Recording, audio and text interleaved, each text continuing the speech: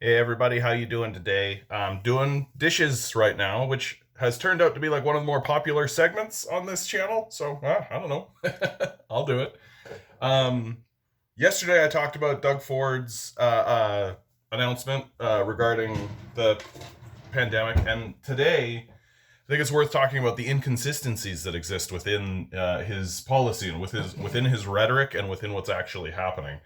Um, because I do think a lot of his supporters don't quite, and naturally, I don't mean to offend anybody in the Ford Nation with this statement, but I think that they don't really understand what's happening here in Toronto. That like they lots of these people, lots of Doug Ford supporters, are people who can easily sequester themselves, can easily isolate, and also on top of that, when they do travel, they're traveling by car, right? Like if you're a Doug Ford supporter, chances are good you live in a smaller community, right? Smaller than Toronto, I wager. And if you're living in that smaller community, chances are good you have a car, right? I'm from a small town, Portage la Prairie, Manitoba, rural Manitoba, right? So I understand you need to have a car, right? I'm not anti-car, and I'm not trying to be anti-car. But if you live in the city of Toronto, you take the TTC, right? The transit system.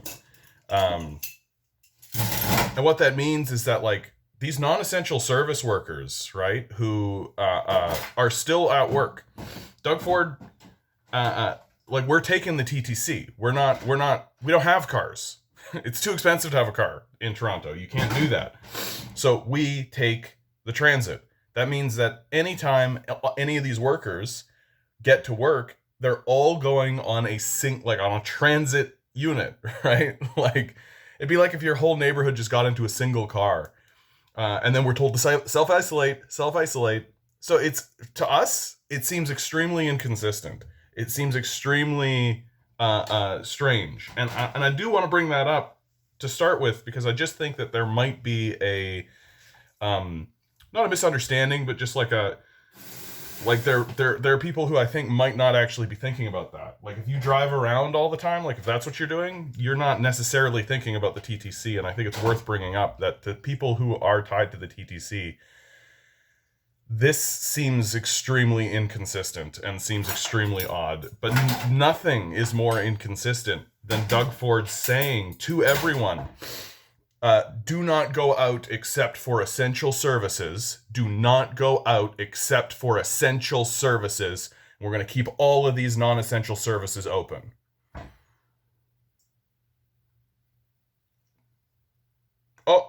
So no one is to use the non-essential services, right? We're only supposed to go out for essential services, but you're going to keep all the non-essential services open. Okay, and then there's going to be heavy fines. There's going to be heavy fines for people who use these non-essential services. Like if you're out for a non-essential reason, how they could ever tell this, I have no idea. But if you're out for a non-essential reason, you can be fined. And the Ford administration has been very clear. There's very few points that they've been clear on, but one of the things they have been clear on is that they will fine you if you are out for non-essential reasons. Okay. So does that mean that the people who are working these non-essential jobs, like guys, I work in a toy store. I give toys to children. I love the job. I'm happy to do it. Truly, working with children is wonderful. I actually miss them a great deal during this period of time because I can't actually work with them. But I'm not essential. Like I'm not essential for real. If the toy store is open, everything's open, and and the idea that like people are going to come to my door and I know like I'm non-essential, like I'm serving you and it's completely non-essential without a doubt. You're getting a puzzle, right? You're getting a puzzle. You're getting um you're getting an RC car, right? Like or you're replacing a defective item from Christmas or something, right? Like it's the most non-essential. Like it can wait. It can wait. And so am I supposed to report these people? Is that what's supposed to be happening? Like am I there so that I can snitch on these people? because they're out in the middle of a pandemic, at the height of the pandemic, as we're going to be climbing to 10,000 cases a day. Like, this is something, I got to get this into the Ford Nation. I don't think they quite get, like, we're 10,000 cases daily. Like, our system is overloaded now. It's overloaded now. It's overloaded now at 4,000 cases daily. We're going to get to 10,000 cases daily. It's going to happen. And these poor doctors are going to be put in this situation where they're going to have to make life or death choices. No one wants to do that. And no one wants them to do that, well, except Doug Ford, right? Like, Doug Ford wants his Timmies. That's what it really comes down to. He wants his Timmies. He doesn't want to have to learn how to make a coffee for himself in the morning, right? He wants to go to Tim Hortons and have them give him his coffee. Even though, you know, it's a non-essential trip and he's going to break his own rules to do it. But, hey, people love Timmies, right? I bet he brings a bunch of those little Timbits to work, right?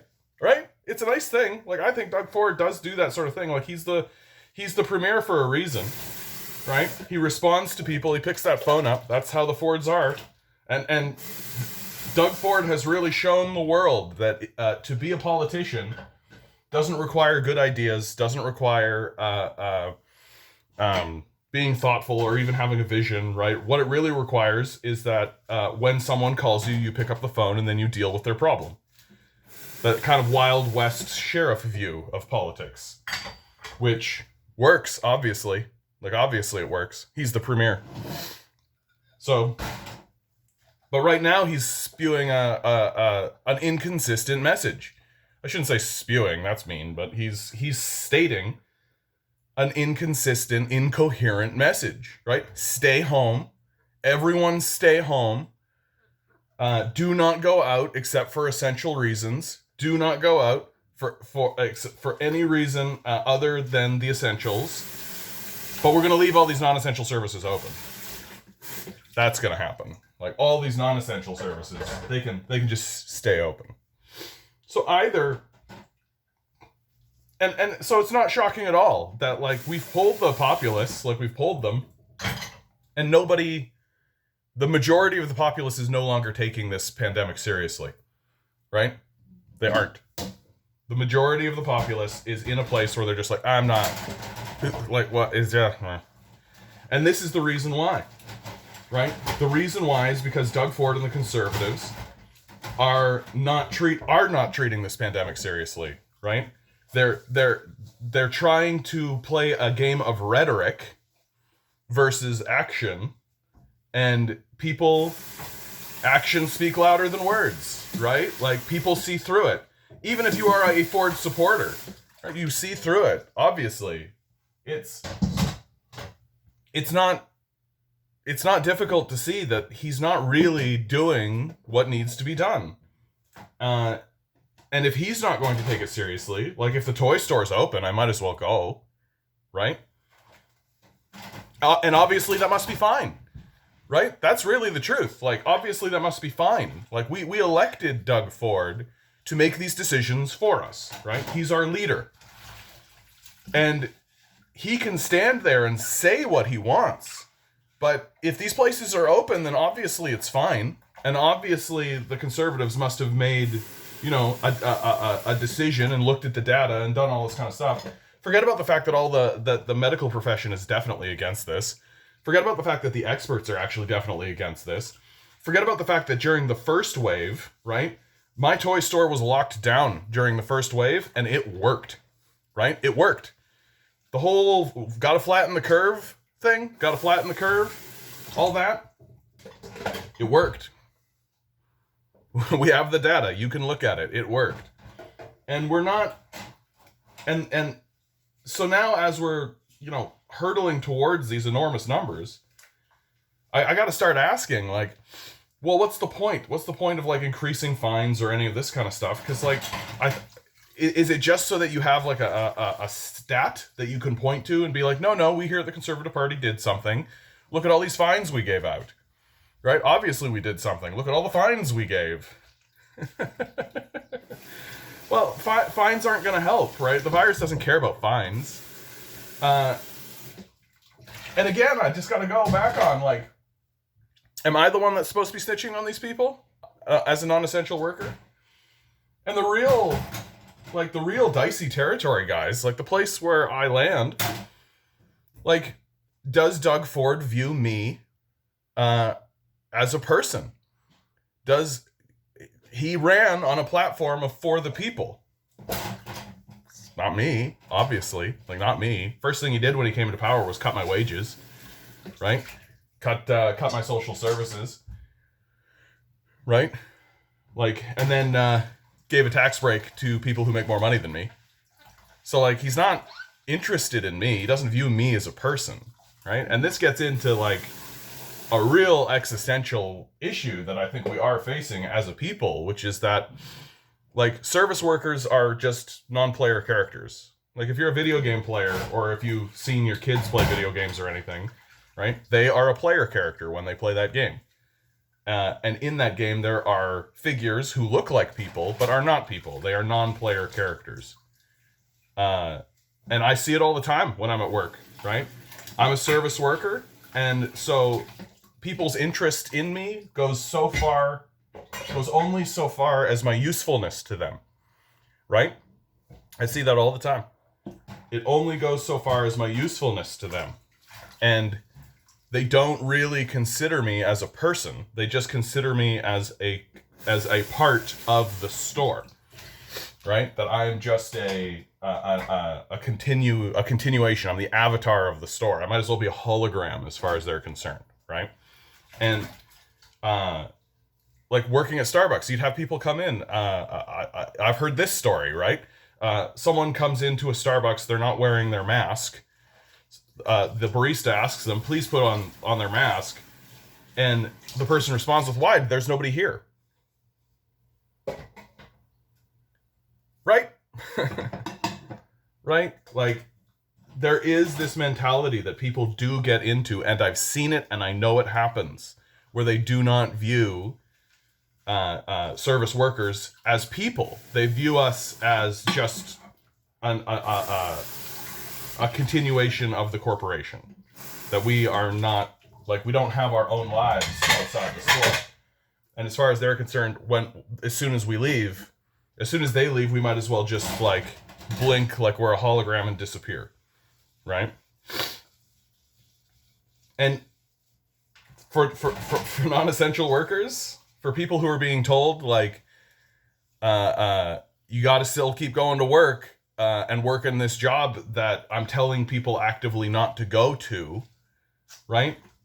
It seems not only incoherent, but cruel, right? It seems like a laughable kind of a joke to say this to us.